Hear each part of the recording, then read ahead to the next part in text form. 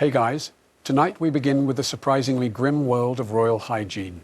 Specifically, the worst hygiene practices of royal women, the queens, duchesses and ladies who wore silk, ruled courts and often smelled like old cheese. So before you get comfortable, take a moment to like the video and subscribe, but only if you genuinely enjoy what I do here. And let me know in the comments where you're tuning in from and what time it is for you. It's always fascinating to see who's joining us from around the world. Now, dim the lights, maybe turn on a fan for that soft background hum, and let's ease into tonight's journey together. You'd think queens, draped in silks and sipping from jewel-encrusted goblets, would have a standing date with a marble bathtub and a lavender-scented loofah. But no. In the grand tradition of historical irony, royal women were some of the least bathed people in Europe, and it wasn't due to a lack of plumbing. It was on purpose. You see, back then, bathing wasn't just unnecessary, it was downright dangerous.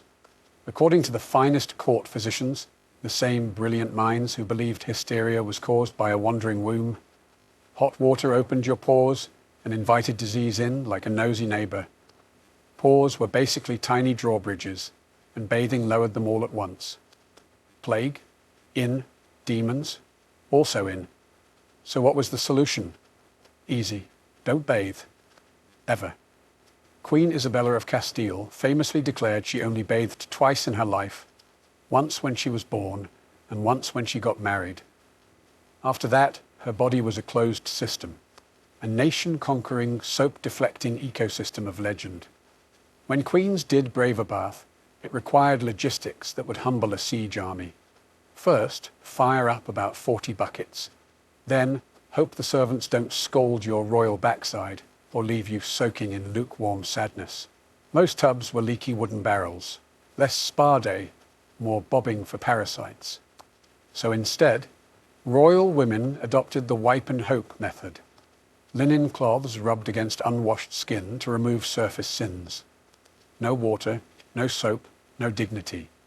Just friction and denial. And to cover the scent of layered human fermentation, perfume. So much perfume. Think, gallons of floral oil, powdered ambergris, and anything vaguely plant-like. It wasn't so much pleasant as it was aggressively fragrant. A courtier once wrote that approaching Queen Catherine de' Medici was like being punched by roses. Some gowns had herbs sewn into them, like walking casseroles of time and despair. Others reeked of violet water and defeat. But to the nose of the 14th century, that was glamour. In a perfect world, royalty would have used water and soap to clean themselves. But as we established, that required acknowledging both the existence of pores and the possibility that their bodies produced smells like everyone else's. And that simply wouldn't do. So instead they turned to perfume. Glorious, choking, sinus-punching perfume. Royal women didn't just wear perfume, they weaponized it. The goal wasn't to smell good, it was to smell stronger than whatever was crawling around underneath. And in that sense they succeeded. They weren't dabbing it behind the ears. Oh no. They were bathing in it, spraying it into wigs, rubbing it into gloves, and in some cases infusing their furniture with it. If you sat on a duchess's chair, you'd walk away smelling like wilted violets and mild ammonia. A true courtly souvenir. Perfume was also political. A well-scented royal woman projected wealth, grace, and above all, distance. If you could mask a 4-day sweat with a top note of jasmine and a base of ambergris, you clearly had power. And possibly whale vomit, because that's what ambergris is. A waxy substance produced in a sperm whale's digestive system. Royals rubbed it on their necks like Chanel No. 5. Queen Marie Antoinette had an entire personal perfumer tasked with developing custom fragrances for every mood and event. Morning perfume, afternoon perfume, I'm being beheaded perfume. All distinct, all floral, all attempting to gaslight everyone around her into thinking she didn't smell like 12 layers of velvet and panic. Royal ladies also carried scented handkerchiefs, pressed discreetly to their faces whenever someone poorer, or more realistic, entered the room. Some even wore little pomanders. decorative orbs filled with crushed herbs and spices, which they held under their noses like medieval air fresheners. In the end, the perfume didn't make them clean. It just made them noticeably unclean with style. They were essentially walking potpourri baskets with political power. Royal women wore some of the most extravagant clothing in history: velvet, silk, brocade, fur, layered skirts that could double as makeshift tents, embroidered bodices tight enough to cause spiritual awakenings. But one crucial thing separated their outfits from modern couture: these dresses were almost never washed. Laundry, to the average royal lady, was something whispered about in servant quarters, a sort of dark, mysterious ritual involving water, fire, and possibly witchcraft. The truth was, most royal garments were far too expensive, delicate, and elaborately constructed to risk being scrubbed, soaked, or even slightly dampened. Instead, dresses were aired out. That's right, hung near a window for a few hours and called fresh. If a court gown had hosted a week of banquets, a christening, and mild trench foot, no problem. Just drape it near a breeze and hope the perfume kicks in before the bacteria do. And we're not talking about just outerwear. These were full outfits, with layers upon layers: chemise, petticoats, stays, corsets, gowns, trains, all of which absorbed a rotating mixture of sweat, body oils, food spills, and powdered wig fallout. If that dress could talk, it would beg to be burned. In some courts, undergarments were slightly more washable, but only slightly. Linen chemises were worn next to the skin and sometimes got a rinse. But when washing meant boiling clothes in lye and beating them with wooden paddles, most queens preferred the ignore and spritz approach. Even more charmingly, dresses were often shared. Not among equals, of course, that would be peasantry, but among ladies in waiting and younger nobles. Hand-me-down in royal terms meant someone else's dried sweat and perfume crusted into taffeta. To maintain appearances, many queens had dozens, even hundreds of gowns, not so they could rotate them for hygiene, but so no one saw them in the same outfit twice. It was about fashion, not freshness. Cleanliness was optional, being seen as poor, unthinkable. By the 17th and 18th centuries, European royal courts had collectively decided that growing one's own hair was for peasants and monks. Instead, wigs became the height of royal fashion. The bigger, whiter, and more structurally ambitious, the better. For royal women, this wasn't just about hiding thinning hair or grey strands. It was about declaring social superiority through the medium of detachable head furniture. Some of these wigs stood over a foot tall, powdered to a ghostly pallor, using flour or starch, then decorated with bows, feathers, artificial flowers, and, in extreme cases, miniature ships complete with sails. Yes, there were women out there walking around with naval battles happening on their heads. And you thought your hair mousse was excessive. Now here's the unwashed truth. Wigs were rarely, if ever, cleaned. You couldn't just shampoo and go. These things were glued, sewn, or pinned on, and the idea of dismantling them regularly was about as appealing as bathing. Instead, the wigs were simply dusted with powder and left to marinate.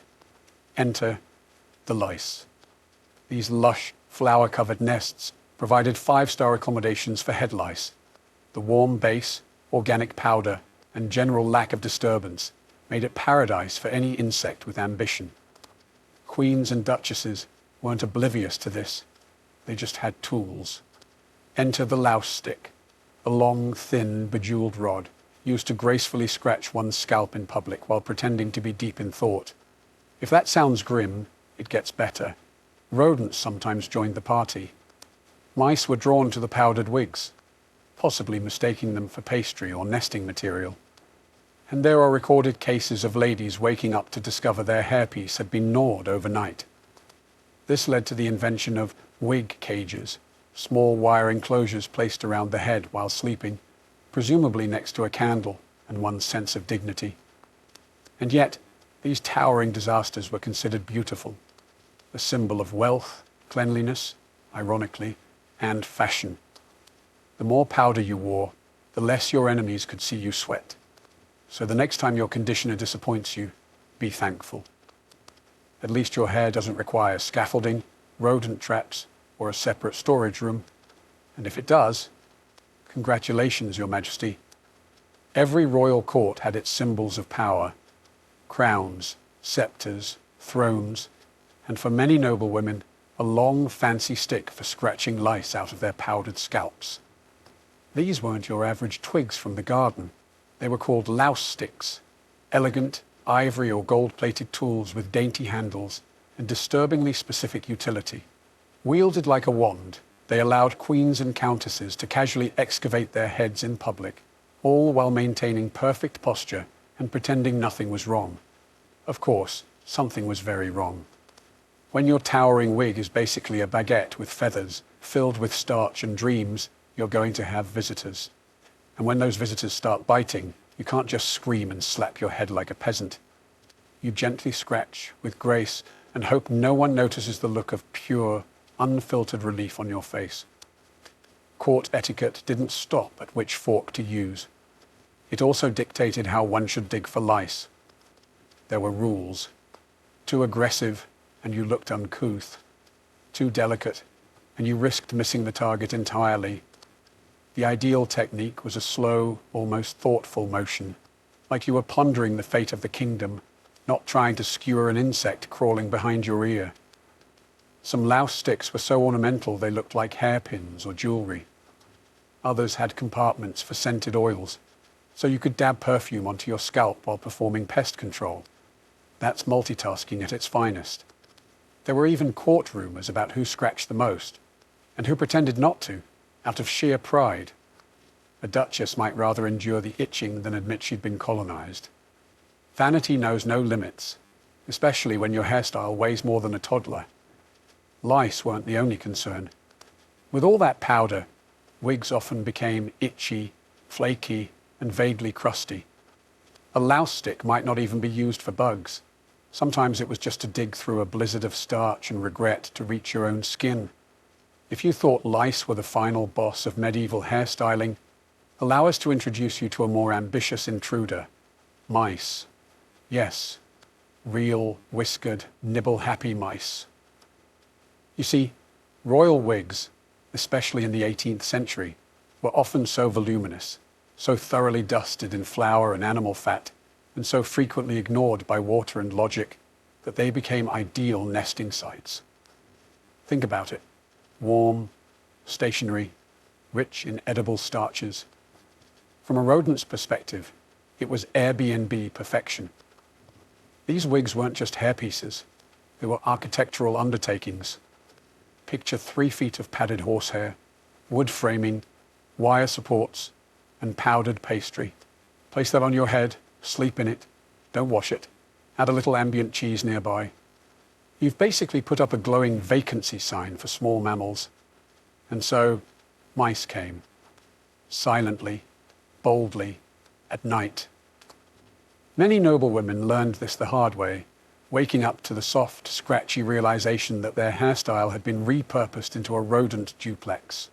Others didn't even know until a squeak betrayed the intruder mid-curtsy. Nothing says elegance quite like a mouse diving out of your coiffure during a diplomatic banquet. To counter this growing rodent housing crisis, some women began sleeping with wire wig cages, essentially medieval hair helmets designed to keep animals out of their hair while they slept. Yes, queens and duchesses willingly put on metal contraptions, just to ensure they didn't wake up as Cinderella's evil stepsister and her mouse landlord. Did it work? Occasionally. But mostly, it added insult to injury. The beauty sleep of royal women now included lice, migraines, neck cramps, and rodent proofing. All for a hairstyle that, from afar, made them look like an over-decorated wedding cake with trust issues. But what mattered wasn't hygiene. It was the spectacle. Fashion was about display, not practicality. A towering wig, even one harboring a small ecosystem, still signaled wealth, status, and glorious detachment from the struggles of the human body. What do you get when you mix vinegar, white lead, and societal expectations? the 18th century royal skincare routine. Royal women were obsessed with achieving the porcelain look, pale, smooth, and glowing with the freshness of someone who hadn't seen sunlight or criticism in a decade. The ideal complexion wasn't just about beauty, it signaled wealth, nobility, and the fact that you didn't have to work outside or acknowledge the peasants. Unfortunately, Mother Nature rarely handed out naturally poreless, moon-pale skin. So royal women turned to a little home chemistry, and by home, we mean arsenal. The most infamous product was called Venetian ceruse, a paste made from white lead and vinegar. Applied generously to the face, neck, and chest, it provided a flawless finish and slowly destroyed everything underneath. Skin peeled, sores developed, hair fell out. But for a brief, glimmering moment, they looked stunning in candlelight. Side effects were brushed off as sensitivity or delicate constitution. Never mind that many women developed lead poisoning, lost their teeth, or ended up looking like a melting candle. The important thing was that they appeared ethereal while doing it. Makeup wasn't applied subtly either. This wasn't no makeup makeup. This was layer until your pores surrender. Thick white base, bright red cheeks made from mercury-based rouge, and a beauty mark, sometimes to cover a festering sore caused by yesterday's beauty mark. And let's talk about those beauty marks, or mouches, as they were fashionably called. Made of velvet, silk, or mouse fur. Yes, real mouse fur, because apparently they weren't done with mice yet. These little patches were glued on strategically. One near the mouth said, flirtatious. Near the eye meant passionate. On the chin, poisoned but still photogenic. Eventually, skin damage became so bad that women applied even more ceruse to cover it, leading to a delightful cycle of decay and denial. So the next time your concealer creases or you're found, if eyes are the windows to the soul, then royal mouths were often trapdoors to despair. Despite the palaces, pearls, and powdered faces, the dental health of royal women was, how shall we put this gently, a medieval horror show with jewels on top. Sugar had arrived in Europe and was quickly embraced by the nobility, not as a treat, but as a personality trait. And royal women, eager to show off their refined taste and perhaps drown their sorrows in marzipan, consumed sugar like it was a vitamin. The result? Teeth that staged revolts. Rot, abscesses, and blackened molars were not uncommon, but instead of flossing, which hadn't been invented, and even if it had, would have been seen as suspiciously hygienic, royal ladies simply stopped using their teeth. Meals were mashed, stewed, or turned into mush. If you couldn't eat it with a spoon or drink it through a grimace, it wasn't worth chewing. Queen Elizabeth I of England, famed for her dazzling court and terrifying intellect, reportedly had such decayed teeth in her later years that foreign diplomats complained they couldn't understand her speech. When your smile has the acoustics of a broken piano, diplomacy becomes interpretive dance. To hide the damage, women kept their mouths mostly closed in portraits and practice. Smiling with teeth was considered crude anyway. That was for tavern wenches and toddlers. A royal woman's best accessory was mystery. And if that mystery smelled faintly of clove oil and necrosis, so be it. To combat the decay, without, brushing, some royal women rinsed with honey wine, chewed herbs, or stuck cloves in their mouths like fragrant molars. Others used early tooth powders, mixtures of crushed bones, oyster shells, and cinnamon, which, shockingly, did not reverse cavities. If a tooth had to be removed, it was done without anesthetic, and often by the local barber, because apparently cutting hair and ripping molars were neighbouring skill sets. You might assume that royal women of the past wore elaborate undergarments beneath their silks and velvets, corsets, petticoats, maybe something resembling underwear. You would, of course, be wrong, because for much of history, royal women wore absolutely nothing under all those layers. Yes, beneath the brocade, the lace, and the 12-pound beaded gown, it was often just a draft and a prayer. The concept of underpants, even in their most primitive, dignity-preserving form, was considered either too masculine or too peasant-like. Breeches were for men, undershorts were for field workers. A noblewoman. She was expected to be so elevated, so ethereal, that her lower half presumably existed only in theory. Now, to be fair, many women did wear a linen shift or chemise, a basic smock that served as a kind of washable barrier between their skin and all the unwashed finery. But under that, no drawers, no knickers, just the breeze of divine right and perhaps a hint of rosewater. This created a number of royal inconveniences, especially when nature called. Imagine trying to delicately hover over a chamber pot while balancing a 30-pound gown, corset, panniers, and zero elastic support. The process was a logistical performance, usually requiring a maid, a prayer, and excellent thigh strength. Enter the bordeloo, a small, gravy boat-shaped urinal made for noble women to use discreetly under their skirts during long carriage rides or tedious audiences, because nothing says graceful diplomacy like peeing in porcelain while discussing succession laws. Even when underpants did start appearing in aristocratic wardrobes, late 18th century and beyond, they were often viewed as suspiciously French, scandalously practical, or simply unnecessary for a woman of breeding. Modesty, it turns out, had its limits, especially when weighed against 14 layers of embroidered silk and ceremonial duty. Royal fashion was designed to dazzle, to awe, to intimidate, and ideally, to squeeze the wearer within an inch of her life. But somewhere between the embroidered corsets and fur-lined gowns, many royal women discovered an unadvertised feature of luxury clothing: violent allergic reactions. The materials that screamed nobility also whispered itchy death trap. Silk was nice, sure, but it was often treated with mercury, arsenic, or toxic dyes to achieve those luscious blues and blood-rich crimsons.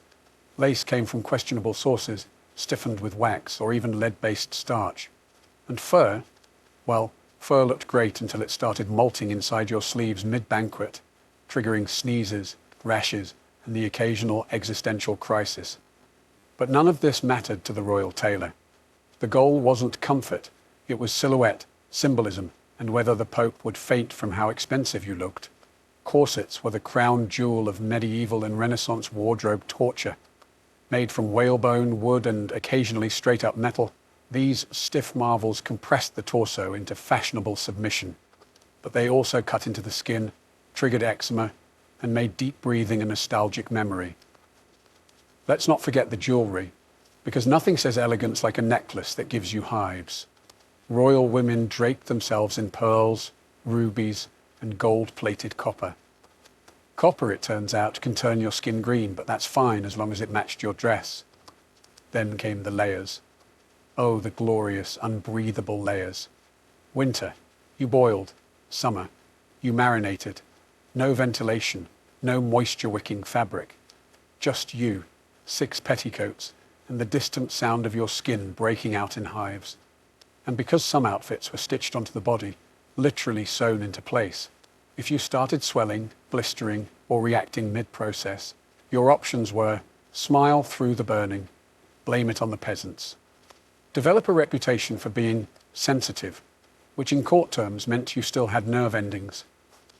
So while peasants worried about famine, disease, and taxes, royal women were out here trying to survive a murderous blouse made of beetle dye and whale cartilage. Fashion kills, they say. Royal fashion just did it with pearls and perfect posture. You might assume that royal women, with access to palaces, servants, and silk everything, enjoyed regular relaxing baths, the kind with rose petals, candles, and a string quartet playing in the background. You would be adorable for thinking that. In reality, bathing was treated with the same enthusiasm as dental surgery. Medieval and Renaissance physicians often believed that too much bathing could open the pores and let in disease. So rather than risk a fatal draft or spontaneous moral decay, many royal women opted for the smell-like power approach. When a bath was scheduled, say once every few months or for a coronation emergency, it was an ordeal. First, a giant wooden tub had to be hauled into the room. Then servants carried dozens of buckets of water from the kitchen, upstairs, down halls, past confused dignitaries, and into the tub. Heating it required a fire, time, and usually someone's will to live. Once the water was ready, royal bathing protocol kicked in. A lady never bathed alone, not because of romance or security, but because someone had to hold her up while she tried not to drown in 40 pounds of embroidered modesty. Nakedness was rarely total. Some bathed in linen shifts to preserve modesty, which also conveniently trapped the grime against their skin. Oh, and the water. Not changed. If multiple family members were bathing, the eldest or most noble went first. Everyone else followed, like a very wet, very unsanitary social ladder. Some bathtubs even became semi-permanent furniture, with cushions, trays for food, and wine goblets balanced precariously next to tepid soup water. Because nothing says soothing self-care like soaking in royal broth with a side of boar meat.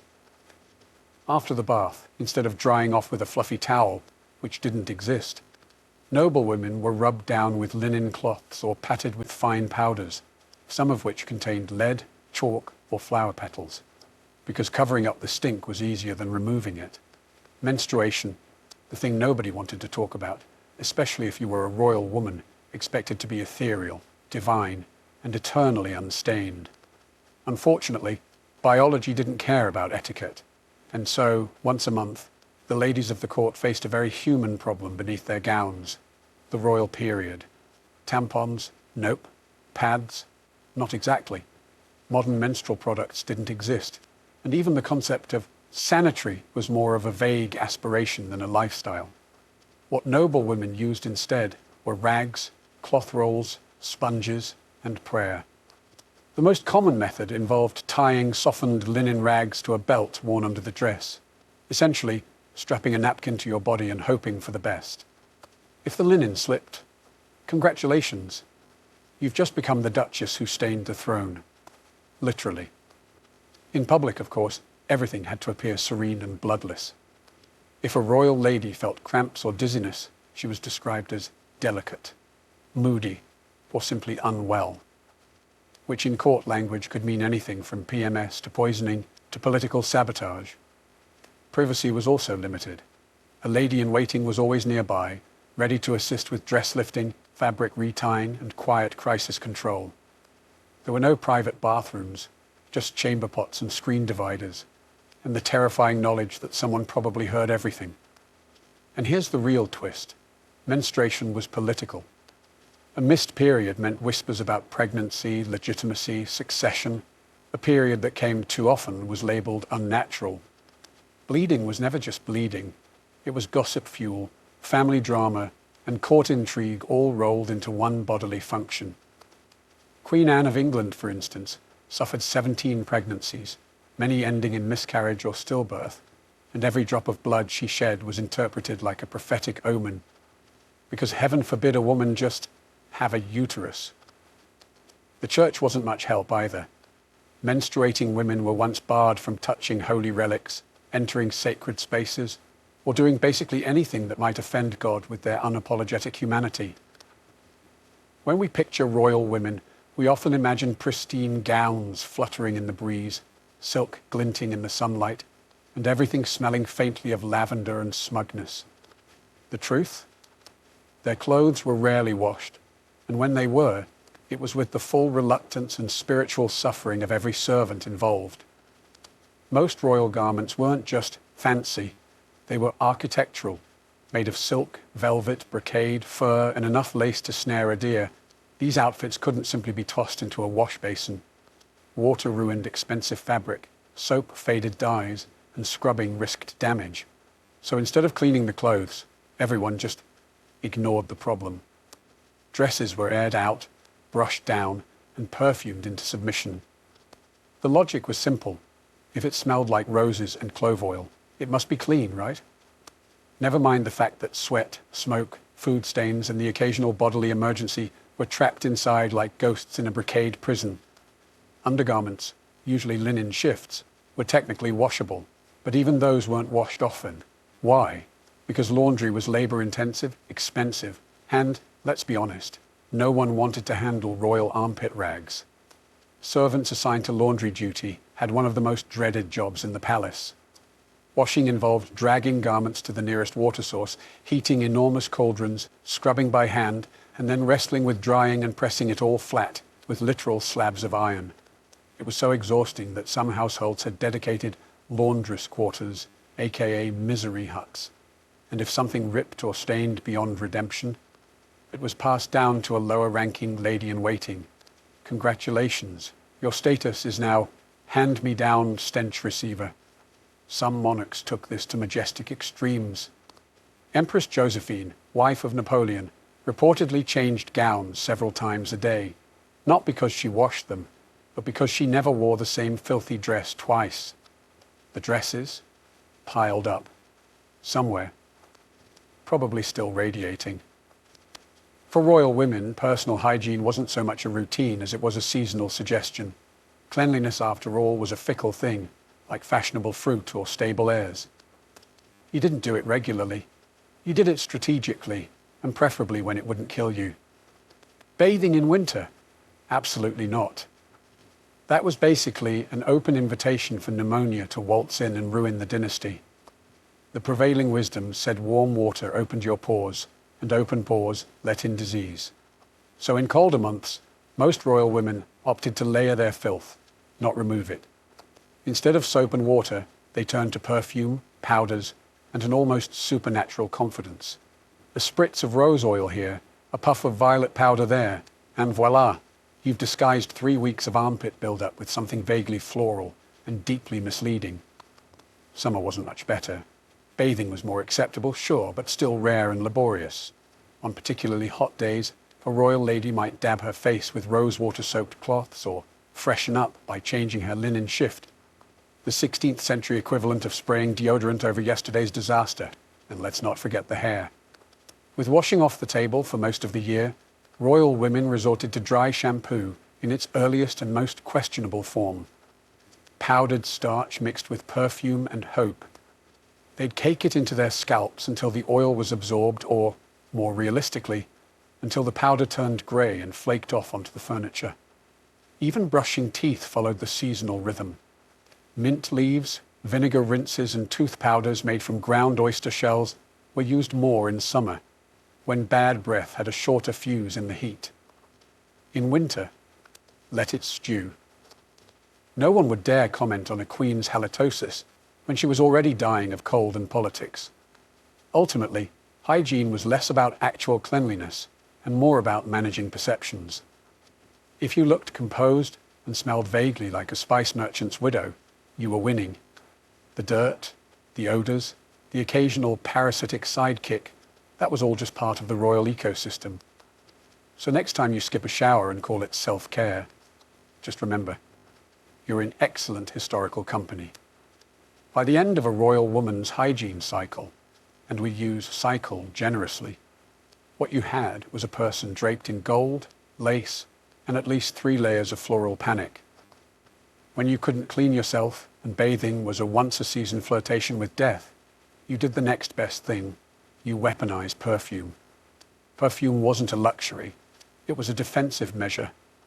Much like powdered wigs or inherited titles, it served to hide the truth beneath a layer of powdered denial.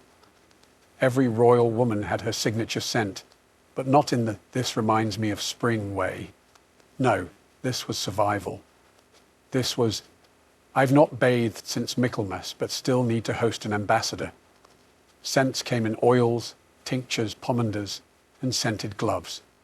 Rosewater, lavender, ambergris, violet, clove, and sometimes musk, which, fun fact, was literally scraped from the gland of a deer that regretted everything.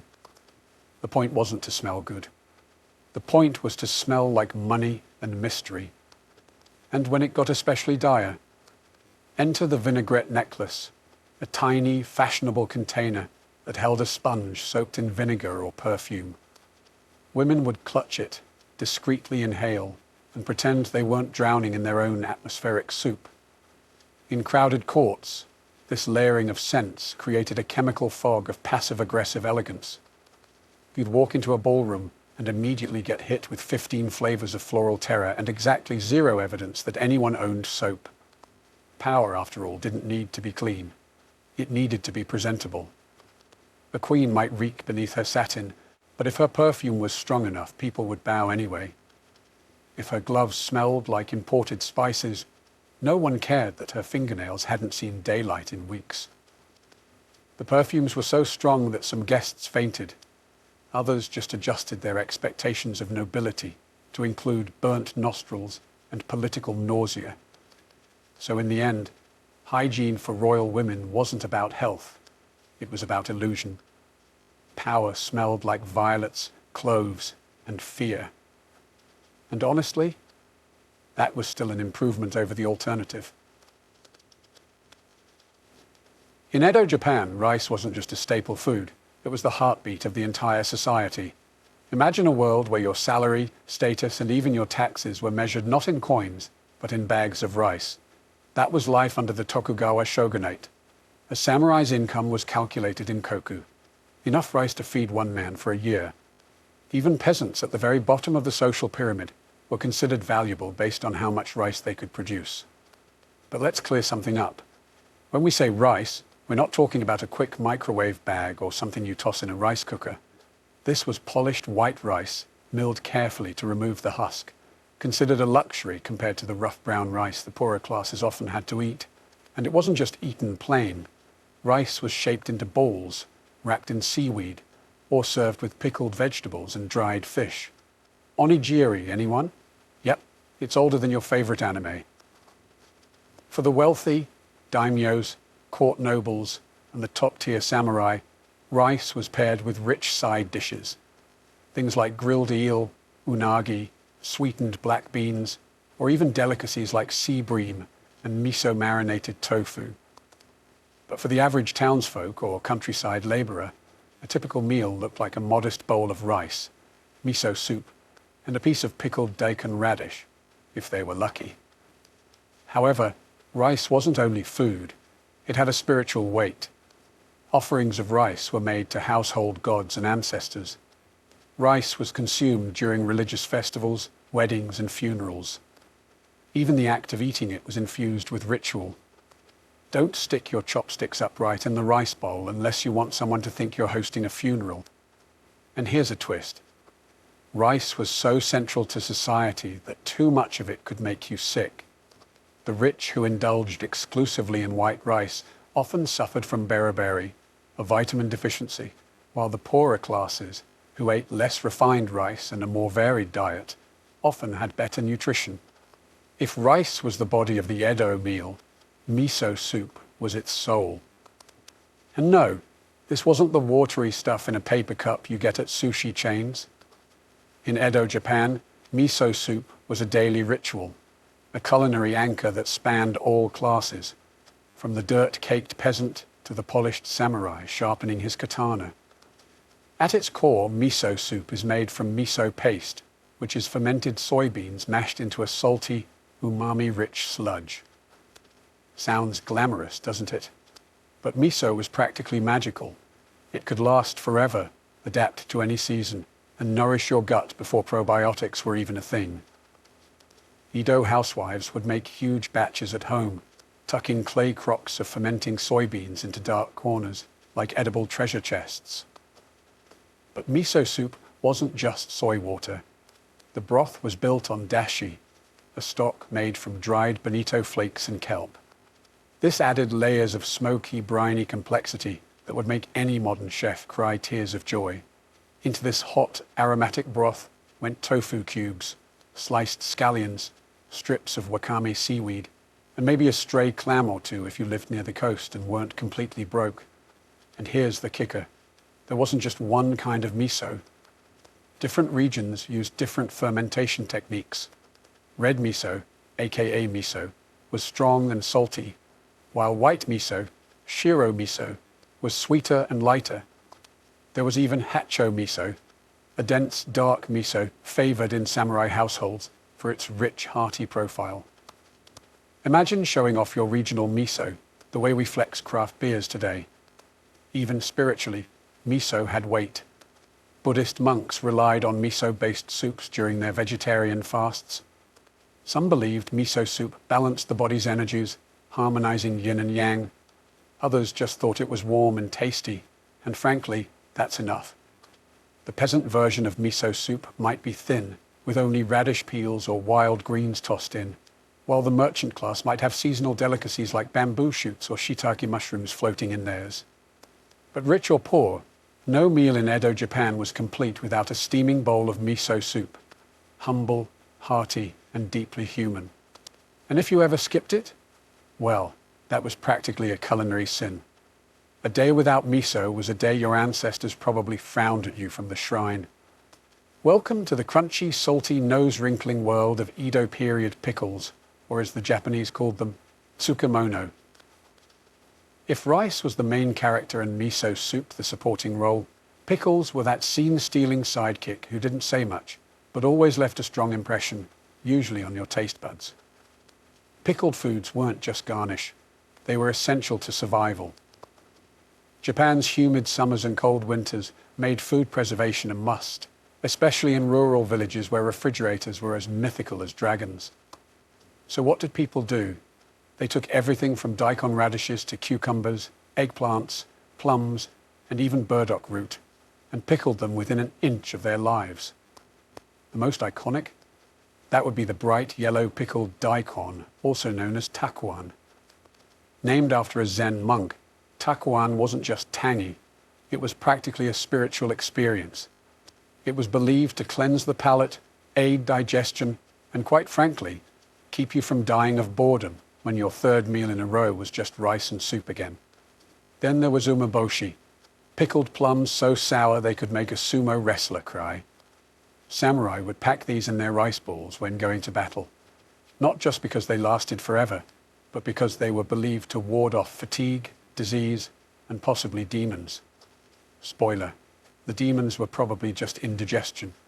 Fermented pickles, like nukazuki, were another Edo specialty.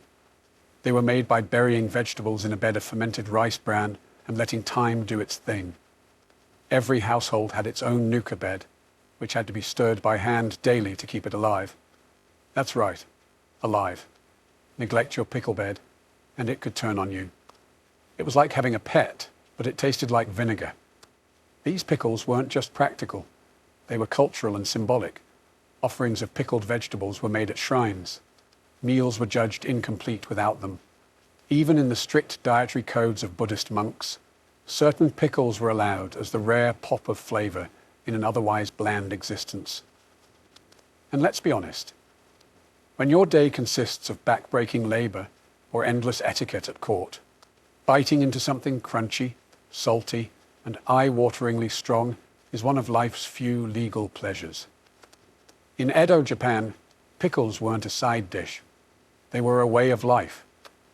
Edo wasn't just a city.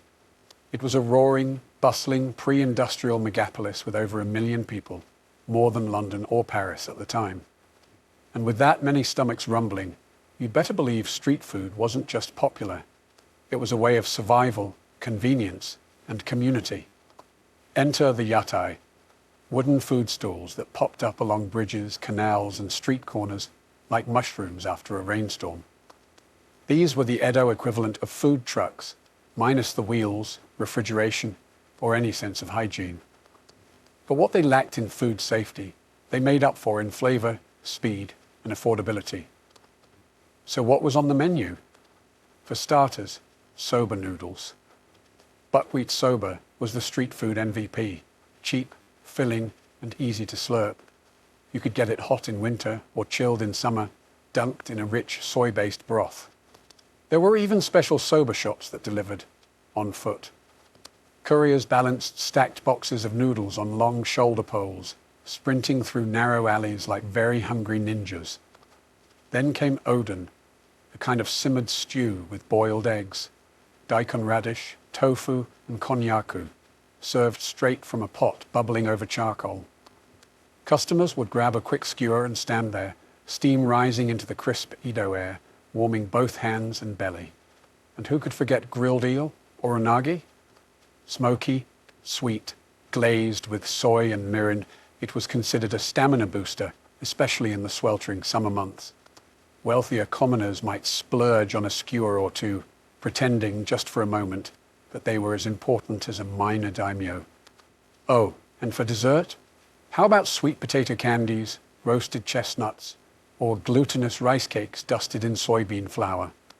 Kids with a few coins and adults with a sweet tooth could always find something sticky and satisfying.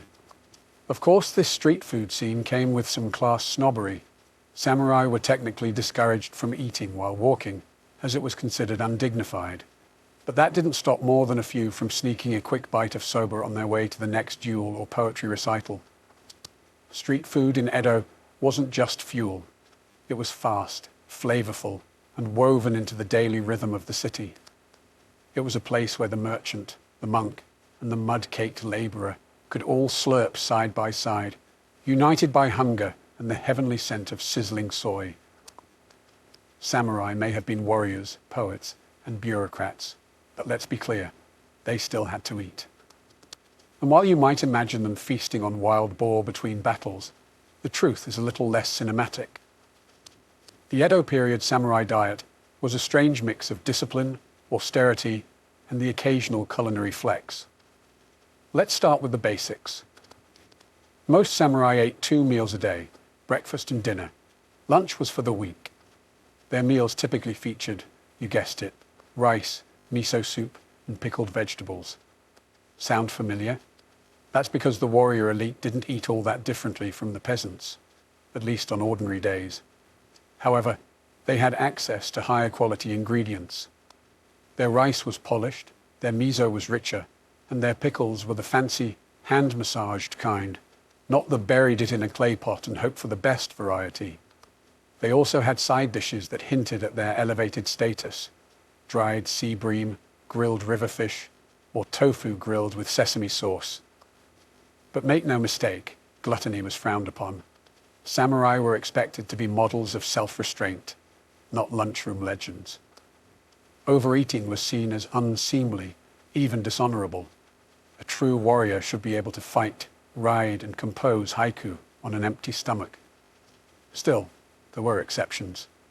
During banquets, weddings, or political gatherings, samurai tables could suddenly look like a pre-modern tasting menu. Platters of seasonal vegetables, nimono, simmered dishes, yakimono, grilled fish, and sweets made from bean paste or chestnut flour.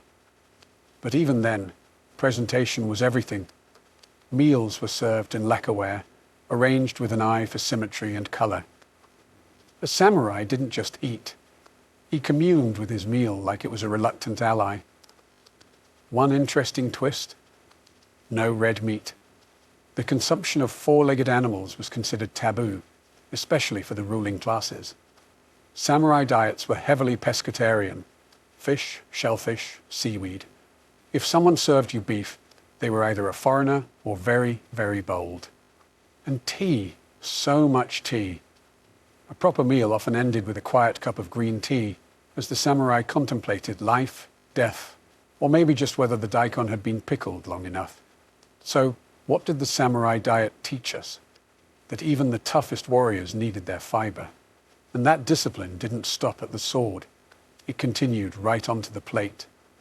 While the samurai were sipping tea and meditating over sesame tofu, the peasants, the folks who actually kept the country alive, were out in the fields, burning calories like it was an Olympic sport. And when they finally stumbled home, sunburned and sore, they weren't greeted by grilled eel or porcelain dishes. No, they were eating meals that were humble, hearty, and borderline miraculous in their inventiveness. Let's start with the main course. Millet or brown rice, depending on how generous the land taxes had been that year. Remember, much of the polished white rice was siphoned off to pay the government or feed the upper classes. What remained for the farmer was often mixed with barley, millet, or even sweet potatoes. Whatever could stretch a sack of grain just a little further. Protein, rare and precious. Tofu was a peasant's best friend. It was cheap, easy to make, and didn't involve chasing anything around. Occasionally, families added natto, fermented soybeans with the consistency of snot and the smell of revenge, but packed with nutrition. It was either a superfood or a dare, depending on your perspective. And then there were the greens. Wild mountain vegetables like ferns, burdock root, and mugwort were foraged and boiled into soups or stir-fried. Farming families often pickled their own radishes and cucumbers in earthen jars buried behind the house. If lucky, they might add a sliver of dried sardine or a dollop of miso for flavor. But here's where peasant cooking really shined. Resourcefulness. Nothing went to waste. That tough stem, boil it into soup. That stale rice, turn it into rice gruel or dry it into crackers. Ashes from the hearth were even used to preserve food or neutralize bitterness in certain wild plants. These weren't meals, they were edible survival manuals. Dessert? Don't be cute. If a farmer had a sweet tooth, he'd nibble on a roasted sweet potato, or on a festival day, maybe enjoy a mochi ball offered at the shrine. For the other 360 days of the year, chewing slowly was your only indulgence. Despite their simplicity, these meals were surprisingly nutritionally balanced, fibrous, fermented, full of seasonal variety. Edo peasants may not have had sushi chefs or fancy kitchens, but what they lacked in luxury, they made up for with cleverness, frugality, and the sheer will to not starve. And honestly, that deserves a Michelin star in its own right. Now let's talk about the real party. Edo's pleasure quarters, where food wasn't just sustenance, it was seduction on a plate. In the ukiyo, or floating world, geisha, kabuki actors, poets, and rich merchants mingled in a haze of perfume, lantern light, and elaborate meals that bordered on performance art. Welcome to the yukaku, the licensed red light districts, where a good meal could be as intoxicating as a good flirtation. Patrons didn't just eat to fill their bellies.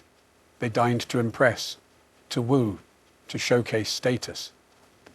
And the dishes? Extravagant. We're talking lacquered boxes of seasonal delicacies, sashimi arranged like flower gardens, tiny grilled riverfish placed just so. Every course whispered, "I'm richer than you, and yes, that is a gold leaf on my soup." This was the birthplace of kaiseki-style dining, a multi-course meal that emphasized balance, beauty, and seasonality.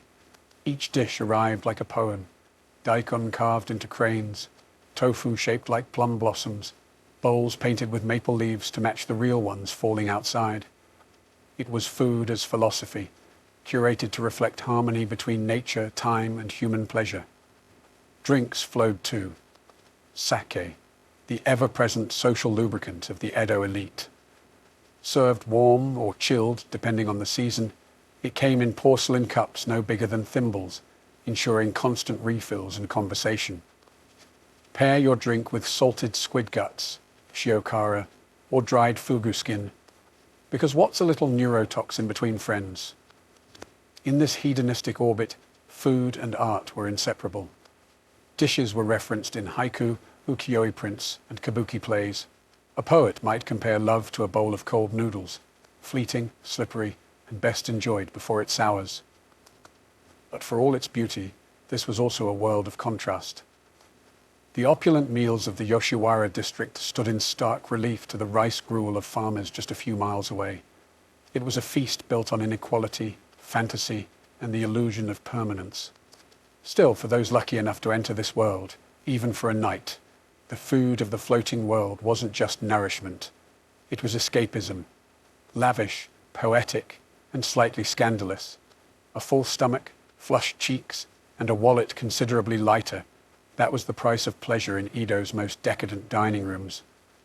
While the pleasure districts were busy turning food into an artful flirtation high up in the misty mountains and quiet temple courtyards, another culinary tradition flourished, one built on silence, simplicity, and self-denial. Welcome to the world of Shojin Ryori, the strictly vegetarian cuisine of Buddhist monks in Edo, Japan. No meat, no fish, no garlic or onions either. They were thought to stir impure desires. So what does that leave you with? Quite a lot, actually, if you're incredibly patient and have the knife skills of a demigod. The whole philosophy of Shojin Ryori was about mindful preparation, balance, and harmony with nature, the seasons, and your digestive tract. Meals were typically served in sets of 5, following the Buddhist principle of 5 flavors, 5 colors, and 5 cooking methods. That means every meal included salty, sweet, sour, bitter, and umami. You'd see combinations like grilled eggplant glazed with miso, tofu simmered in dashi made from kelp and mushrooms, and root vegetables cut into perfect meditative slices. All served in black lacquer bowls, all eerily quiet except for the sound of chewing and enlightenment setting in. The monks' kitchens were surprisingly sophisticated. They made tofu look like eel, crafted yuba, tofu skin, into delicate rolls, and turned mountain yams into silky purees that somehow made you forget bacon ever existed. Okay, maybe not forget, but at least forgive. There was also seasonal reverence. Autumn meant simmered chestnuts and lotus root. Spring brought bamboo shoots and samsai, wild mountain herbs. Food wasn't just seasonal, it was sacred, a way to connect with the world through what you chose to put in your bowl, or more importantly, what you chose to leave out. And despite being based on restraint, Shojin Ryori was often visually stunning. Carefully plated, balanced in texture and temperature, it was the kind of food that forced you to slow down. No gulping, no talking, no chasing the last pickle around with your chopsticks. Just stillness and soy. In a world where eating was often about class, performance, or survival, Buddhist cuisine offered a third way. Eat to live, live to reflect, and maybe reach enlightenment one pickled turnip at a time. It wasn't flashy, but it was profound, and remarkably tasty for something that didn't even allow garlic. If you asked an Edo period chef what their most important ingredient was, they probably wouldn't say soy sauce or miso, they'd say thyme. Because in Edo, Japan, food wasn't just eaten, it was observed, waited for, and deeply tied to the seasons. Forget spice racks or imported sauces. The real flavor came from knowing exactly when a bamboo shoot was sweetest, or when a persimmon would practically melt in your mouth. This wasn't about being fancy. It was about survival first, harmony second. Japan's climate offered 4 intense, distinct seasons, and every household, from samurai mansions to muddy farm huts, adapted their meals accordingly. You ate what grew when it grew and how nature intended. And when something wasn't in season, tough luck. No tomatoes in January, no cucumbers in December. The land gave what it gave, and you said thank you. Spring meant fresh greens, fiddlehead ferns, young bamboo shoots, wild herbs, boiled gently and served with sesame sauce. Summer brought cooling dishes like chilled soba, pickled cucumbers, and water-heavy fruits like melons and peaches. Autumn was a parade of mushrooms, chestnuts, and grilled river fish. And winter? Simmered root vegetables, piping hot miso soups, and preserved daikon from the pickle jars you buried in October. Even food presentation mirrored the seasons. Plates were decorated with real maple leaves in fall, or cherry blossoms in spring. Dishes were chosen for color contrast. Cool blue ceramics in summer, warm earth tones in winter. You didn't just taste the season. You saw it, felt it, and even heard it in the crunch of a roasted sweet potato on a frosty morning. This seasonal awareness wasn't just tradition, it was deeply spiritual.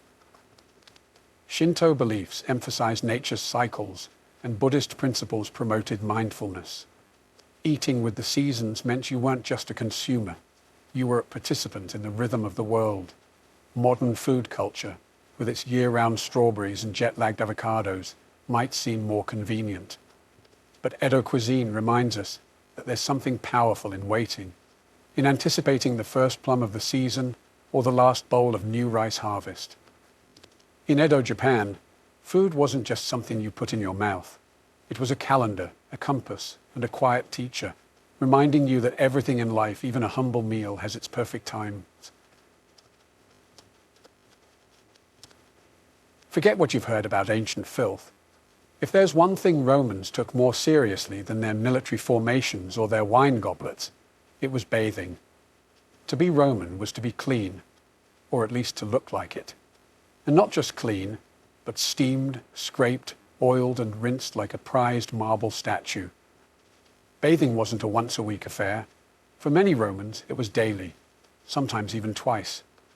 You might think, How luxurious! And yes, it was. But it was also expected. Much like today's morning coffee, a trip to the thermae, the public bathhouse, was part of the routine. You woke up, did some business, maybe yelled at a slave, and then headed to the baths to sweat and socialize. These bathhouses weren't small. Some were massive complexes, the size of football stadiums, complete with gyms, libraries, snack bars, gardens, and mosaics that would put your bathroom tiles to shame. The baths of Caracalla, they could hold over 1,600 people at once. That's not hygiene. That's a hygiene festival. But the Romans weren't just bathing to stay clean. In fact, there's a fair argument that genuine cleanliness was a secondary benefit. The baths were a place to see and be seen. Senators, gladiators, merchants, and philosophers all stripped down and mingled. It was networking, gossip, and politics, all done in sandals and nothing else. And don't assume it was just the elite. Entry to the baths was usually cheap, even free on certain days. Poor citizens, freedmen, and slaves could all enjoy the steamy serenity. It was one of the rare spaces in Roman society that blurred class lines, if only temporarily. Though of course, if you showed up without oil or a proper strigil, the curved metal tool for scraping sweat and grime, you'd probably get side-eyed into oblivion. The real obsession, though, wasn't the water. It was the ritual. The sequence of heat, cold, and grooming performed like a religious rite. Start in the apoditerium, changing room, proceed to the tepidarium, warm room, sweat in the caldarium, hot room, shock your soul in the frigidarium, cold plunge, and emerge radiant, boiled, and maybe slightly smug. You might think a bathhouse is just a big tub of water. The Romans would disagree, loudly, and with blueprints. Their bathhouses were architectural masterpieces, feats of engineering designed not just for hygiene, but for awe. These places weren't built to be functional. They were built to impress. Let's start with the layout. A standard Roman bathhouse followed a logical progression. You undressed in the apoditerium, warmed up in the tepidarium, roasted in the caldarium, then jumped into the frigidarium to cool off. But that's just the beginning. Some complexes had saunas, massage rooms, libraries, gardens, and even lecture halls. It wasn't so much a bathhouse as it was a civic temple disguised as a wellness center. The real genius was underground, the Hippocos system. Imagine a giant subfloor heating grid fueled by roaring furnaces. Hot air flowed under the floors and through flues in the walls, creating toasty warm rooms in a time before electricity. Romans didn't just invent the indoor bath, they invented central heating while half of Europe was still trying to figure out thatching. And these buildings were gorgeous. Marble pillars, vaulted ceilings, mosaics of sea creatures and gods, statues of Hercules and Venus watching over your shampoo routine. Even the ceilings dripped opulence. The baths of Diocletian had ceilings 30 meters high, taller than some cathedrals. Because why not feel like a divine being while exfoliating? The scale wasn't just for show, it was a declaration. Rome has conquered comfort. No civilization before had created such spaces of public luxury on such a massive scale. It was a reminder that while other nations fought in mud, Romans soaked in style. But let's not pretend everyone was treated equally. The wealthy could afford private baths or reserved hours. The poorest bathed shoulder to shoulder with strangers, often with water that had seen a few too many backsides. Still, even the cheapest bathhouse had better plumbing than most medieval castles 1,000 years later. Walking into a Roman bathhouse wasn't like hopping into a hot tub. It was a precise, step-by-step ritual, carefully orchestrated to transform your sweaty, sand-dusted body into a glowing, oiled beacon of Roman civility. You didn't just get clean, you underwent a transformation worthy of a minor god. First stop, the apoditerium, the changing room. Here you'd strip down and hand your clothes to an attendant, ideally one you trusted, because theft was common and togas were not cheap. Wealthier bathers might even bring a slave whose only job was to watch their stuff. That's right. The Roman version of a locker room thief was alive and well. Next came the tepidarium, the warm room. This was the gentle introduction, a place to acclimate your body and start sweating. No hot plunge yet, just heated air, warm benches, and the first layer of gossip gently simmering around you. Then it was time to sweat like a gladiator in the caldarium, the hot room. This was the Roman sauna, steamy, sweltering, and fragrant with oils and perspiration. You'd sit, sweat, and maybe get a rub down with perfumed oil. But the real fun came when you were handed a strigil, a curved metal scraper used to remove oil, dirt, and dead skin. Picture exfoliating with a butter knife while chatting about the latest Senate scandal. And just when you were melting like a candle, bam! The frigidarium, the cold plunge. One shockingly icy pool to snap your senses back into place. This was the Roman version of an espresso shot. Painful, invigorating, and utterly addictive. Then came the finishing touches. Another oiling, maybe a light massage, and a towel off with something slightly more luxurious than burlap. You emerged not just clean, but reborn, ready to face the dusty streets of Rome once again. But let's be clear, this wasn't optional. For many Romans, especially the upper classes, the bathing ritual was as necessary as breakfast. Skipping the baths was like skipping your public duties, or worse, skipping your chance to eavesdrop on political rivals in the steam room. If you thought Roman baths were just for cleansing the body, think again. These steamy sanctuaries doubled as the empire's favorite rumor mill. The caldarium wasn't just a hot room. It was a hotbed of gossip, deals, political plotting, and shameless flirting.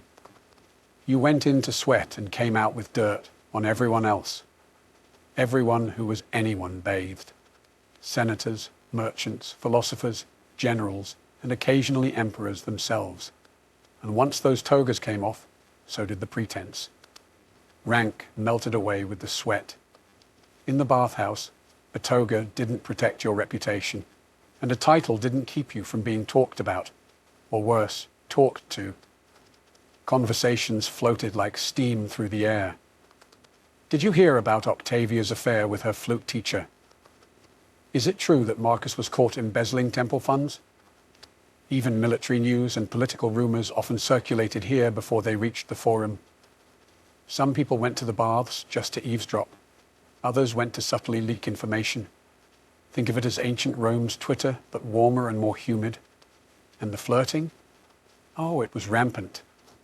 These places were co-ed in the early empire, at least in some regions and time periods, though eventually gender segregation became more common. But even with divided hours, the bathhouse was one of the few places where you could admire more than just someone's rhetoric. All that bare skin, all that olive oil, all those low whispers. It's not hard to imagine why the tepidarium was sometimes steamier in spirit than in temperature. Some bathhouses even had their own reputations. Certain locations were known for being more, let's say, socially adventurous. If you were a respectable senator, you might choose your venue carefully. Too much time in the wrong therme, and you might find yourself the subject of the very gossip you came to hear. And yes, even emperors knew this. Some used bathhouses to gauge public opinion or mingle with the people, safely oiled and stripped of officialdom. Others avoided them entirely, fearing assassination between scrub downs. Let's not kid ourselves. Roman baths were sexy. You're naked. Everyone else is naked. The air is filled with perfume and steam, and the lighting is just dim enough to excuse a lingering stare. For many Romans, bathhouses weren't just about hygiene or gossip. They were the empire's most casually seductive spaces. Yes, the official story is that baths were for public health and civil virtue, but unofficially, they were flirtation playgrounds. Men and women, at least early on in the empire, could bathe at the same time or share overlapping hours. Naturally, this led to more than a few accidental towel drops and oops, wrong pool moments. Wealthy Roman men treated the baths as opportunities for romantic or illicit encounters.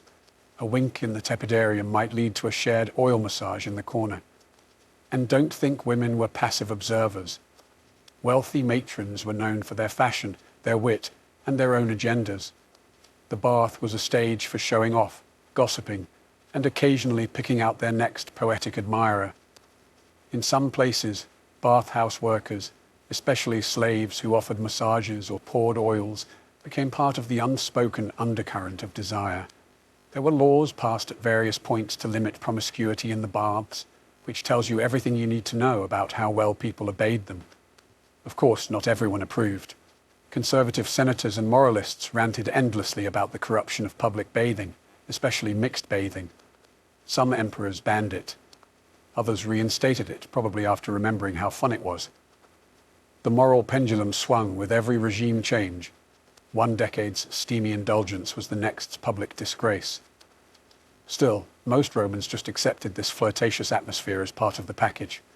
You went for the heat, the scrub, the company, and if the gods smiled on you, a suggestive glance across the steam. And if you didn't want to be noticed, too bad. You were naked in a room full of gossiping, oil-slicked citizens. Good luck blending in. While Roman baths were undeniably social hotspots, they also doubled as ancient wellness centers, the kind where your doctor wore a toga and your treatment involved sitting in a steamy room until you hallucinated wellness. Yes, Romans bathed for their health, or at least for what they believed was health, which sometimes included snake oil, literally. To start, the Romans had a strong grasp of hydrotherapy, even if they didn't call it that. Alternating between hot and cold rooms, like the caldarium and frigidarium, was thought to boost circulation, purge toxins, and balance the body's mysterious inner forces. No one had discovered germs yet, but they were pretty convinced that steam plus discipline equaled immortality. Doctors even prescribed bathing routines. Got a fever? Try the tepidarium. Gout acting up again? Soak in the caldarium, then rinse with cold water and hope the gods approve. Digestive troubles? Maybe a steam, a massage, and a light oiling would fix your bowels. It didn't always work, but it definitely made you feel like something was happening. Some baths, especially those near natural hot springs, had reputations as healing sites. The waters at Baiae, for example, were famous across the empire. People flocked there, not just to relax, but to recover from battle wounds, arthritis, heartbreak, or political exile. If nothing else, the warm water and wine probably made everything seem a little better. And let's not forget the Roman version of a spa treatment. Massages with exotic oils, scrubbing with perfumed powders, and even bloodletting on site, if you were into that kind of thing. A bit of lavender oil on your temples, or rub down with olive oil. Maybe a leech on your foot for good measure. Voila, ancient luxury. Of course, a lot of it was pseudoscience, especially by modern standards. Balancing the four humours, for example, was more guesswork than medicine. But considering the alternatives, like biting on a stick while your barber doctor bled you out, the baths were probably your best bet for staying healthy and sane. In the end, Roman baths were a kind of holistic therapy, part doctor's office, part spa, part social club. You left feeling better not just because your pores were clean, but because your mind had been steamed, your ego stroked, and your enemies quietly judged in the sauna. If you think all the real power plays in Rome happened in the Senate, think again. Some of the empire's juiciest decisions and shadiest deals went down not under marble domes, but in sweaty, half-naked bathhouses, with steam fogging up the corners, and senators whispering over cups of diluted wine. Baths were where lines blurred, status, power, and even protocol. Once you stripped off your toga, you stripped off your titles too. A governor could be sitting next to a baker, a general lounging beside a retired gladiator-turned-philosopher. And in that setting, everyone talked freely, which in Roman society meant everyone gossiped, bargained, and maneuvered. Political alliances? Some of them were born right there in the tepidarium. A quiet word in a corridor, a knowing glance during an oil massage, a promise murmured over the splash of the frigidarium. It was all part of Rome's informal machinery of influence. You didn't need an official audience with a senator if you could catch him halfway through his grooming ritual. And emperors weren't above it either. Some, like Hadrian, were known to mingle in the baths with citizens, not out of humility, but as a power move, a way to appear accessible, wise, and ever watchful. Others sent spies disguised as common bathers to eavesdrop. If someone spoke ill of the emperor in the caldarium, there was always a chance the guy next to him was on payroll, and suddenly your next bath was in a dungeon. Patronage networks also thrived in the steam. A wealthy patron might offer legal help, a job, or even a villa recommendation, all during the hour-long scrub fest. Meanwhile, lower-class clients would flatter, praise, and make themselves useful. Bathhouses became the LinkedIn of the Roman world, just with less clothing and more olive oil. And like any political space, the bathhouses weren't always peaceful. Arguments flared, deals went sour. Sometimes even murders happened, though not often. It was considered very bad form to stab someone in a communal spa. Very rude. Ultimately, Roman bathhouses were far more than social clubs. They were informal arenas of influence, where reputations rose, fell, and occasionally got soaked and wrung out like a sponge. Politics didn't stop at the door. It simply got slippery. While the elites enjoyed marble columns and gilded mosaics, the ordinary Roman citizen, the baker, the soldier, the fishmonger who always smelled vaguely of anchovies, also had access to the baths. In fact, public bathing was one of the few luxuries that Rome extended across class lines. But let's not pretend it was equal. A plebeian's bath experience was very much a no-frills, bring-your-own-strigil affair. Most neighborhoods had smaller, more modest bathhouses called balnei. These weren't as flashy as the massive imperial thermae, but they got the job done.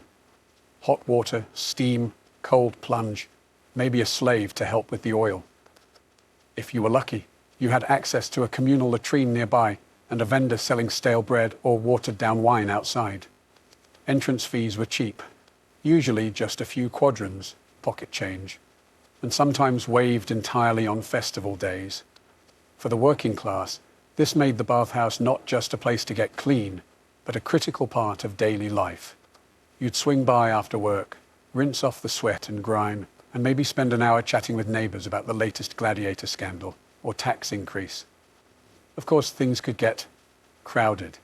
The popular hours saw bathhouses packed wall to wall with half-naked, sweaty people all shouting over each other. Hygiene was subjective. If the water wasn't changed recently, you might leave dirtier than when you came in, but with the warm glow of civic participation. Women too had access, though often with segregated hours or separate facilities. Roman moralists grumbled about mixed bathing, but working-class women didn't always have the luxury of strict propriety. Some bathed with children, some brought laundry, some just came to escape the endless demands of domestic labor and enjoy a moment of heat and peace. Even for slaves and the poorest free citizens, the baths were a brief equalizer. For half an hour, they could sit in the steam next to a centurion or a shopkeeper and share the same gossip, the same heat, the same communal sweat. Because in Rome, cleanliness wasn't next to godliness. It was next to relatability. Whether you lived in a tenement or a villa, the baths reminded everyone that even emperors had body odor, and that, for one steamy hour, we all soaked in the same empire. At their peak, Roman baths were the heartbeat of daily life, cleaning, connecting, and conspiring. But as the empire began to crumble, so too did the hot stones and humming pipes of the bathhouses. What was once a symbol of Roman civilization slowly turned into a ruin, with weeds growing where steam once rose. The decline began subtly. As the Western Roman Empire faced economic trouble, maintenance of public facilities, like roads, aqueducts, and yes, baths, became increasingly difficult. Bathhouses relied heavily on the aqueduct system, which required skilled workers, constant upkeep, and a government that wasn't falling apart. As these systems faltered, so did the steady flow of hot and cold water that kept Rome so relaxed and smugly clean. Then came the Christian emperors. To them, Roman baths were suspiciously pagan, a little too nude, a little too decadent, and a little too full of flirtation. The steamy mingling of bodies didn't align well with rising Christian ideals of modesty and restraint.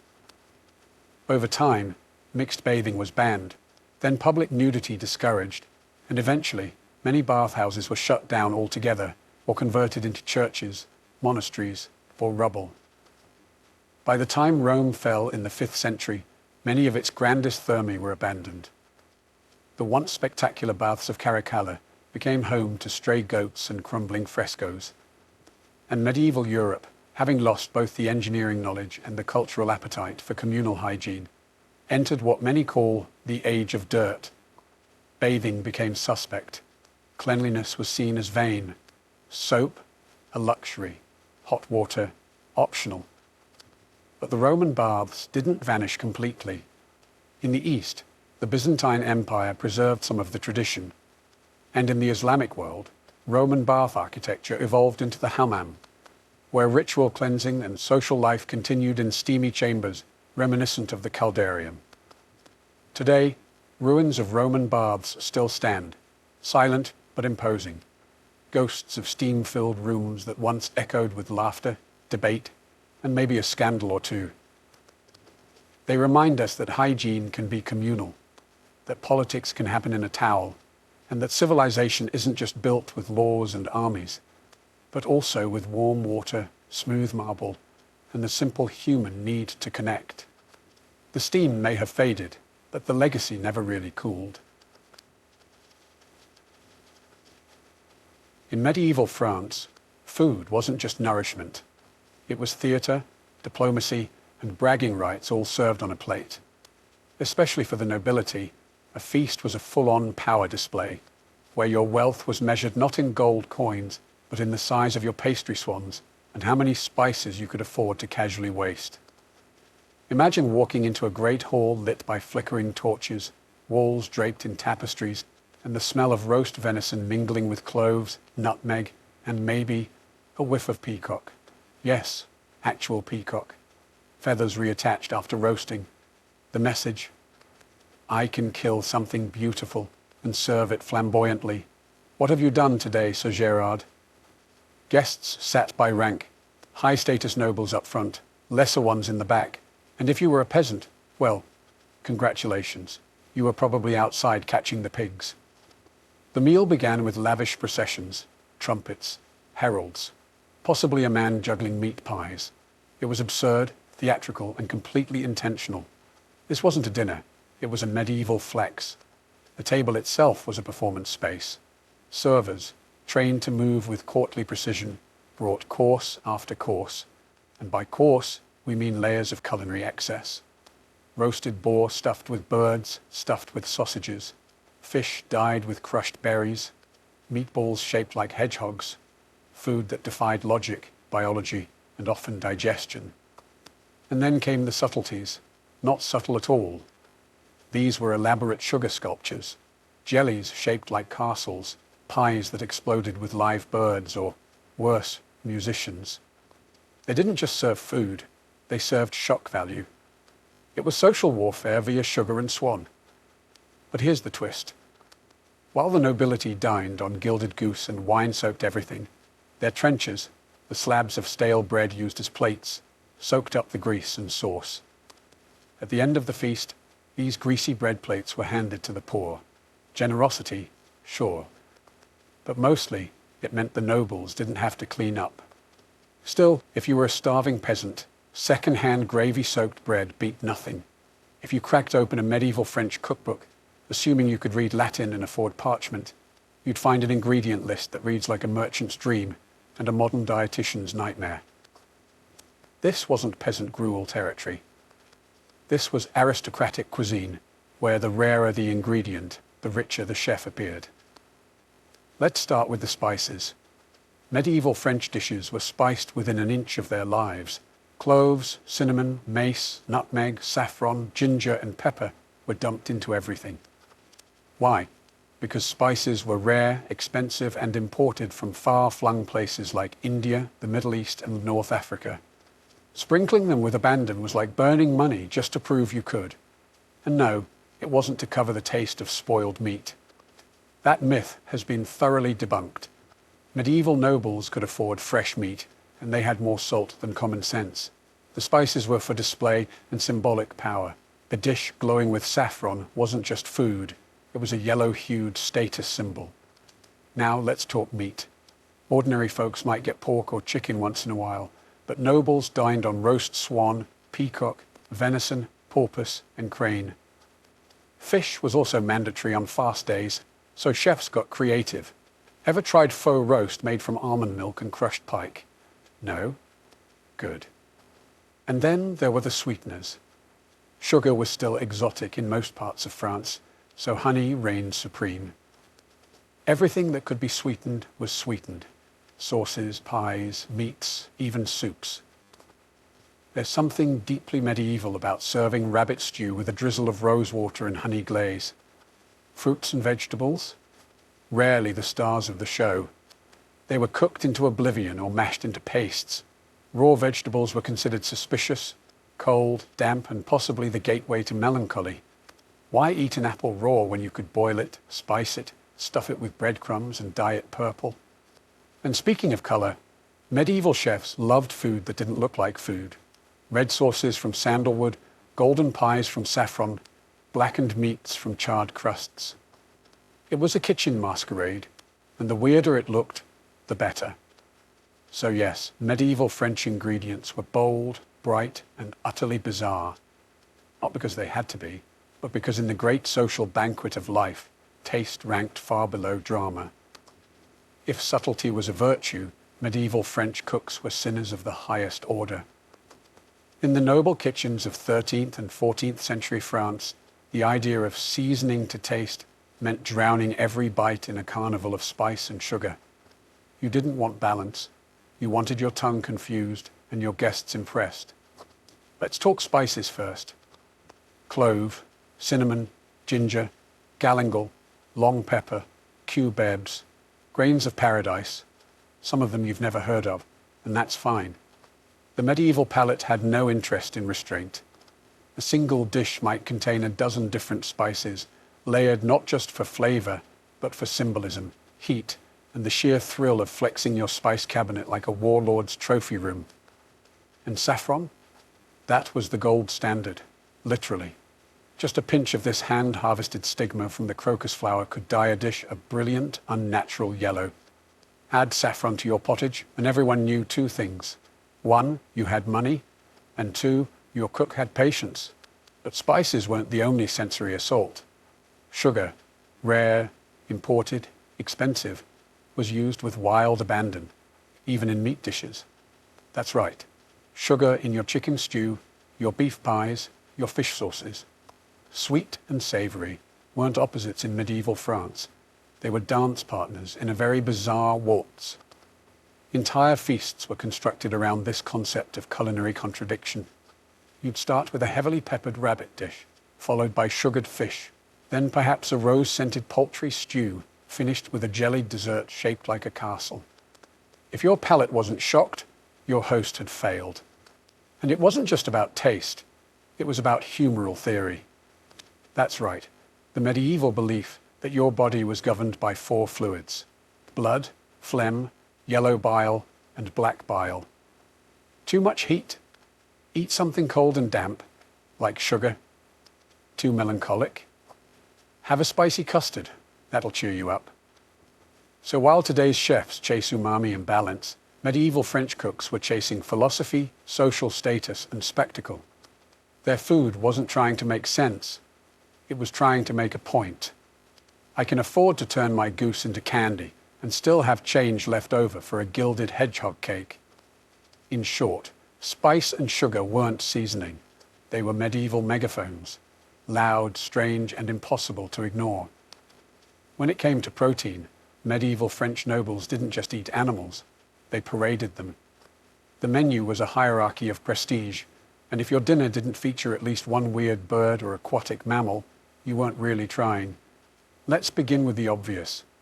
Beef and pork were common enough among the wealthy, but they were too ordinary. The real status meats were things like venison, caught on elaborate noble hunts. Eating venison wasn't just a meal, it was a declaration. I have land, servants, and the free time to chase this thing on horseback. And then there were the birds. Swan, crane, heron, peacock. If it had wings and looked remotely elegant, the French tried to roast it. In the case of peacock, the feathers were removed before cooking, and then re-sewn onto the cooked body for presentation. Imagine trying to enjoy your dinner while it stares back at you in full plumage. Medieval cooks loved stuffing birds inside other birds, turducken but unhinged. The quail inside a pheasant inside a goose, perhaps. And all of it glazed in spice, honey, and occasionally dyed to look even more exotic. The goal wasn't just to feed, it was to dazzle, confuse, and slightly terrify your guests. But fish days, now those were a creative challenge. The church declared roughly half the calendar as meatless, which meant cooks had to impress using only aquatic creatures. Enter eels, pike, lamprey, dolphin, and even porpoise. Yes, porpoise was on the menu, at least for the highest nobles. It was considered a fish in the eyes of medieval theologians, and thus totally fair game on a Friday. To make it fancy, chefs would mold fish into odd shapes, stuff them with spiced breadcrumbs, or serve them with sugar and cinnamon sauces, because clearly your trout wasn't weird enough already. And then there were fast day meat lookalikes, fish shaped and dyed to resemble roast pork or chicken, sometimes even complete with fake bones made from hardened dough. The message? Unpious. But I'm also rich and clever enough to bend the rules in style. So whether it swam, flew, or was chased through the forest, medieval French protein came dressed in spectacle, spice, and a healthy dose of religious loophole. Dinner was not just food. It was theatre, theology, and a feathered performance. Amid all the saffron-dyed swans and sugar-dusted porpoises, it's easy to forget that most people in medieval France weren't attending royal banquets. The vast majority were peasants, and their cuisine looked different. Less gilded pastry, more brown bread and boiled cabbage. But even here, food was deeply cultural, just without the trumpets. Let's start with bread, the true staple. It came in multiple classes, just like the people eating it. The wealthy ate fine white bread, called pain de froment, made from carefully sifted wheat flour. Peasants got the darker stuff, maslin, a coarser mix of rye, barley, and whatever else was on hand. And it wasn't just food. Bread was so central to daily life it was often referred to as simply the staff of life, or in peasant terms, the only thing between you and starvation. Next, cheese. France was already a land of cheesemakers, even if brie hadn't yet reached peak snobbery. Peasant cheeses were simple, made from sheep's or goat's milk, and often aged in cellars or eaten fresh and crumbly. It wasn't for display, it was for calories, protein, and a bit of joy in a diet mostly made of porridge. Speaking of porridge, pottage was the universal answer to the medieval French hunger problem. Boiled grains, vegetables, and maybe a bone or two if luck struck. The rich might call it a stew and serve it in pewter. The poor called it dinner, every single day. Now here's the twist. Even peasants used spices and herbs, albeit more modest ones. Garlic, parsley, mustard seed, sage, whatever they could grow or forage. The idea that medieval food was universally bland is false. It was practical, seasonal, and flavored with whatever grew near your hut. Of course, meat was rare. Maybe a chicken for Easter, or a bit of salted pork in winter. More often, peasants got protein from beans, lentils, and whatever cheese hadn't yet turned blue from age or surprise mold. So while nobles were debating whether to dye their roast crane pink or purple, the rest of France was dipping crusty bread into hot cabbage broth and calling it a victory. It wasn't glamorous, but it was sustainable. And honestly, in a world without forks, maybe simpler was smarter. After all, you can't drop your swan flambé if you never had one. If you thought medieval French pastries were sweet little tarts filled with fruit, think again. These were not the dainty eclairs of Parisian cafes. In the Middle Ages, pastry was power, and the French used it to craft feasts of illusion, excess, and edible trickery. Let's start with the basics. A medieval pie wasn't always meant to be eaten. The crust, called a coffin, yes, really, was often made from flour, water, and lard and baked rock hard, not for flavour but as a medieval Tupperware. Its job was to hold the filling, not taste good. Think of it as the bowl you accidentally bit into. But what sat inside those pastry coffins? Sometimes sweet things, yes, apples, pears, figs, nuts with honey. But more often they were filled with meat. Venison, beef, pork, fish, sometimes all at once. Picture a pie that bleeds gravy when cut open, revealing layers of roasted duck and eel beneath a golden crust. Then imagine someone has dyed it green for flair. And then there were the illusion pies. These were the Instagram stunts of the 14th century. Some were filled with live birds. Yes, just like the nursery rhyme. Cut it open and out flew a confused starling. Others held musicians, costumed actors, or symbolic objects baked into the centre. One banquet featured a pie that, when opened, revealed a cooked lamb posed like a knight jousting with a roasted piglet. You had to wonder whether to eat it or knight it. Colour was critical. Pastries were tinted with saffron, spinach, beet juice, or charcoal, turning them gold, green, red, or ominously black. And then there were decorative sugar confections, castles, animals, saints, all carved in marzipan and displayed like trophies before being promptly devoured, or stolen. The line between food and spectacle blurred completely during royal feasts. A pastry might arrive shaped like a ship, complete with sails. Another might be a gilded porcupine, bristling with almond quills. And yes, they occasionally exploded on purpose, a theatrical centerpiece that went off like culinary fireworks. In medieval France, pastries weren't dessert. They were decoys, drama, and decadence, wrapped in dough and baked for applause. Taste mattered, but not nearly as much as timing, presentation, and how many mouths dropped open when your pie turned out to be a magic trick. Pull up a wooden stool and prepare to get greasy, because medieval French dining etiquette was less about forks and napkins and more about fingers, hierarchy, and theatrical restraint. Sure, the food was over the top, but how you ate it could make or break your reputation at court. First rule, don't eat too fast. Gorging like a hungry boar was frowned upon, especially if you were within sight of nobility. Meals were about controlled indulgence. You could stuff your face with peacock, but you had to do it with graceful boredom, like it barely impressed you. Second rule, no forks. Not yet. Most nobles ate with 3 tools, a knife, a spoon, and their fingers. The knife was for cutting meat. The spoon was for soups or soft stuff. And the fingers? They did everything else, but not all fingers, just the first 3. The pinky and ring finger were to stay clean, a symbol that you were civilized enough not to become fully sauce-coated. That's where the finger bowls came in.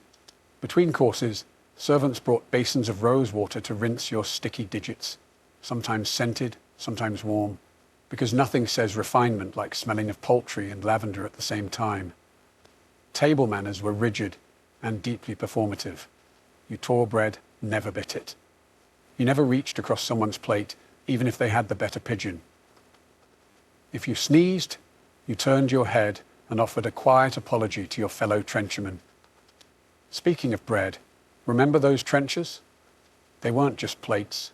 They were silent indicators of status. The higher your rank, the finer your trencher. When the meal ended, yours might be handed to the poor or tossed to the dogs. Either way, you didn't ask.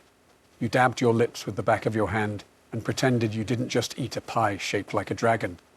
Drinking had its own rules too. Wine was everywhere, but you never drank before the host, and you always toasted with solemnity, even if you were half in your cups. Getting drunk was acceptable, as long as you weren't the only one. So yes, medieval French cuisine was outrageous, but the etiquette was designed to tame the chaos. Behind every absurd dish was a rigid script, and every greasy finger was carefully wiped in a ritual that said, "I may eat like a king, but I behave like a courtier." In medieval France, food wasn't just about pleasure or power. It was deeply tied to religion, which meant everyone was constantly navigating the spiritual minefield of when to eat, what to eat, and how guilty to feel about it. The church calendar was packed with rules. Roughly half the year was designated for some form of fasting or abstinence. That didn't mean no food. It meant no meat, dairy, or eggs on designated days, especially Fridays, Lent, Advent, and numerous saint days sprinkled across the year like holy landmines. But medieval French cooks weren't deterred. They were creative theologians with ladles. No meat? Fine. We'll serve eel, sturgeon, whale, or even porpoise. According to church logic, anything that swam counted as fish, even if it was technically a mammal with a blowhole. So yes, porpoise stew was a Lenten dish, served with a drizzle of almond milk and maybe a saffron-dyed crust for good measure. Eggs and cheese were also banned during strict fasts, so the solution was fake food. Almond milk replaced dairy in everything from soups to sauces. Butter was swapped for oil, and cheese was made from ground nuts or legumes. There were even mock roasts, where fish was moulded, dyed, and carved to resemble forbidden meat. Culinary deception became a form of religious compliance, loopholed piety with a side of parsley. But when fasting was over, it was time for a feast of biblical proportions. Religious holidays, weddings, coronations, and saint feast days triggered enormous meals, sometimes lasting for days. Monasteries and noble courts alike would host lavish banquets to honor the occasion and make up for all the culinary self-denial with roast everything, sweetened everything, and drunk monks napping under tables. Even monasteries, places of austerity, often had excellent kitchens, fine wine cellars, and access to elaborate recipes. One monk's modest pottage was another's subtly spiced trout with stewed apples. God, after all, wasn't against flavor, just vanity and gluttony, which explains why so many medieval chefs got really good at making food that looked humble but tasted like sin. In medieval France, religion didn't cancel cuisine, it inspired it. Every restriction sparked innovation, every rule encouraged a workaround, and every fast eventually led to a glorious rule-bending feast. Because in the end, nothing sharpened a cook's creativity quite like holy limitations. Though the sugar-glazed porpoise and meat-stuffed peacock have long disappeared from the dinner table, the spirit of medieval French cuisine still echoes through modern culinary tradition, just with fewer feathers and significantly more restraint. Many of the elaborate techniques pioneered in medieval kitchens, sauces thickened with breadcrumbs, meats marinated in wine and vinegar, and the layering of sweet and savory, laid the groundwork for classic French cooking. The flamboyant excess may have faded, but the obsession with presentation, texture, and complex flavors never really left the kitchen. Dishes like coq au vin or bœuf bourguignon, while rustic and hearty, reflect that same foundational idea. Meat should be tender, marinated, seasoned boldly, and slowly coaxed into something transcendent. The medieval passion for layering flavors, sweet, acidic, spicy, is still found in wine reductions, mustard-glazed meats, and fruit meat pairings. Even French patisserie owes a nod to medieval sugarcraft. The marzipan animals and architectural sugar sculptures of the 14th century evolved into modern pastry art, croquembouches, and those absurdly intricate chocolate showpieces you see on cooking competitions.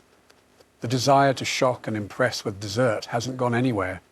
It's just traded meat pies for mousse towers, and the French reverence for dining etiquette, courses, and ceremony, pure medieval DNA. The idea of structured multi-course meals with carefully paired wines and formal seating started in noble great halls and was refined over centuries into the Michelin-starred rituals of today. Even the spice rack tells a story. While saffron and long pepper are no longer the main stars, herbs and spice blends, once symbols of elite access, are now staples in French provincial cooking, democratized and refined over time. But perhaps the greatest legacy is cultural. In medieval France, food wasn't just fuel, it was status, identity, and performance. And that idea, that food reflects who we are and what we value, still defines French cuisine today. Whether it's a rural picnic with goat cheese and wine, or a Parisian tasting menu with 15 courses and a spoon that costs more than your shoes, the meal is a message. So no, you won't find gilded hedgehog pies on the menu anymore. But the medieval kitchen lives on, in every French chef's precision, every flamboyant sugar sculpture, and every meal that's meant to be remembered long after the last bite.